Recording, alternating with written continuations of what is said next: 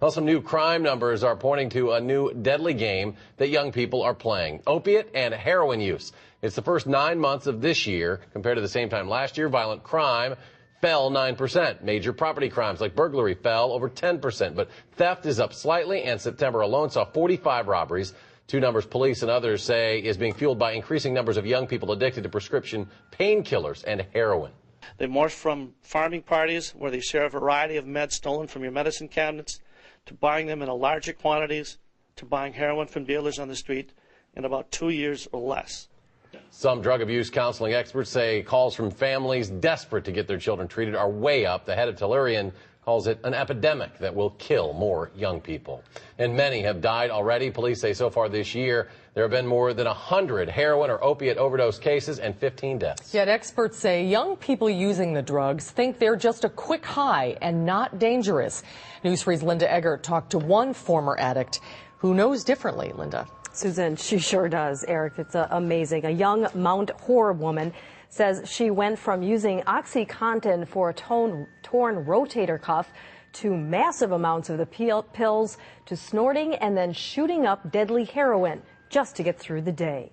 It got to the point where I had to use heroin in the morning just to take a shower, just to be able to function. Her name is Katie McGaw. She's 24, and she's the new face of the new drug abuse in Dane County: opiate painkillers and heroin.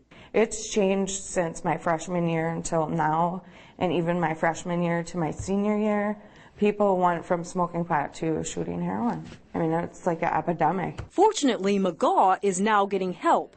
Due to a probation violation, the court ordered her sent here to Tellurian drug treatment instead of jail. But it's a shot at a new life she almost lost after getting hooked on OxyContin painkiller pills and then shooting up $300 worth of heroin a day for 2 years straight. I actually died one day. I shot up in my boyfriend's bed, and I guess I turned blue and I just fell out, like fell on the bed, and I guess he was pounding on my chest to keep me alive. I had just shot too much heroin. McGaw says she knew 6 people who died in the last year using or trying to buy OxyContin or heroin. She knows the intense addiction of them and the intense danger, and wants other young people to know it's more than a quick high, that once you're addicted, be ready to lose everything, even your life. I was slowly killing myself. I mean, heroin is such a horrible drug to get addicted to because you have to use it. You can lose your friends, you can lose your family, you can die. I mean, you could shoot heroin one time and die, and that's it. You're done. No more.